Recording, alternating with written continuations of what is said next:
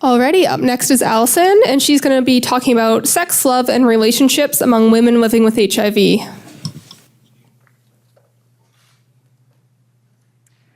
My colleague Marguerite was in her mid-30s when she was diagnosed with HIV. She was newly married at the time with a partner who was HIV negative. Today, at 60 years young, she is still in that relationship and her partner is still HIV negative. The image that you see in the background here is from a French HIV awareness campaign that revealed one of the most brilliant scientific revelations of our time. People living with HIV have a lot to share. They can't share HIV. That's because HIV treatment, which reduces the virus to undetectable levels, effectively prevents HIV transmission.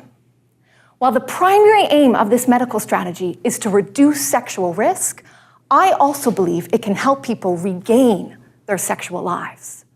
I do feminist quantitative research on sex and love with women living with HIV in Canada.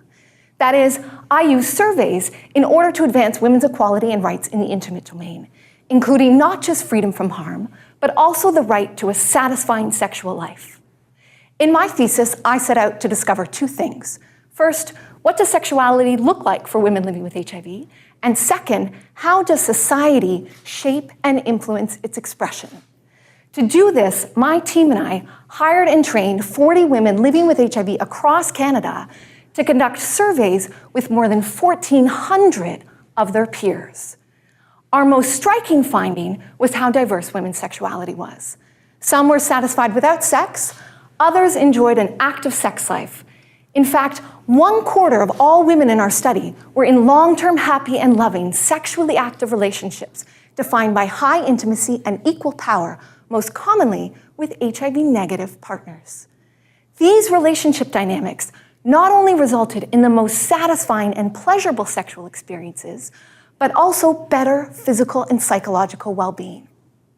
On the other hand, sexism, violence, stigma, and depression were just some of the societal factors associated with HIV that put a damper on the deed for other women. People think women's sexual pleasure is not important. That's especially true for women with HIV, whose sexuality has been historically constructed as a source of public concern rather than personal pleasure. We have an opportunity to change that. HIV is a treatable, manageable, and preventable condition, much like diabetes. A positive approach to sex that is grounded in human rights is vital to overcoming stigma and promoting women's equality, empowerment, and health. It's time we rethink our prejudices so that my colleague Marguerite and the millions of women like her can live in dignity. Thank you.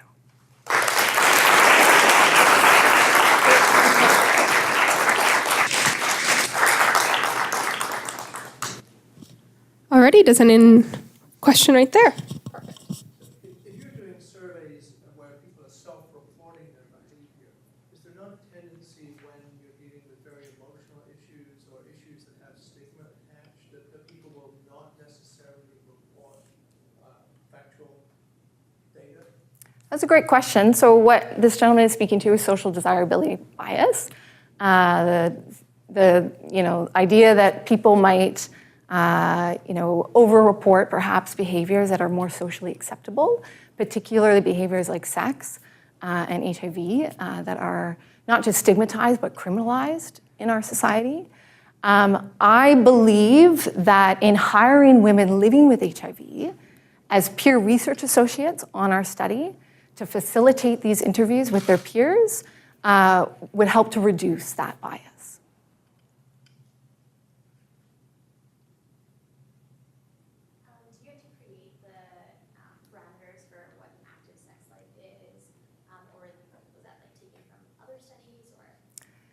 So another great question.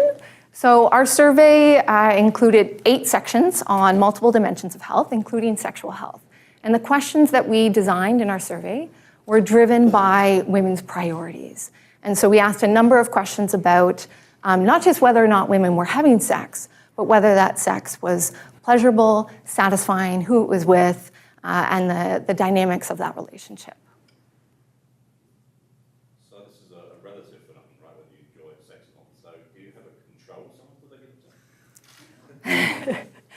So, so you bring up a couple of great questions. First, I'll answer that last bit. We don't have a control, which perhaps in this case would be women not living with HIV, but we recently submitted a grant to do that.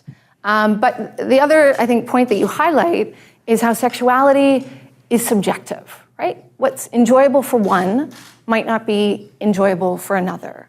And at the same time, our perceptions and evaluations of our sexual lives are also really shaped by societal circumstances.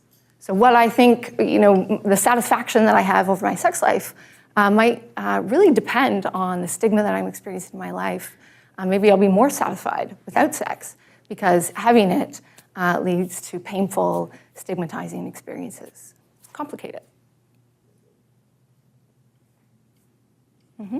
What do you hope to do with the results of your study? It sounds like it could have genuine social impact in a disadvantaged group. Thank you for that question.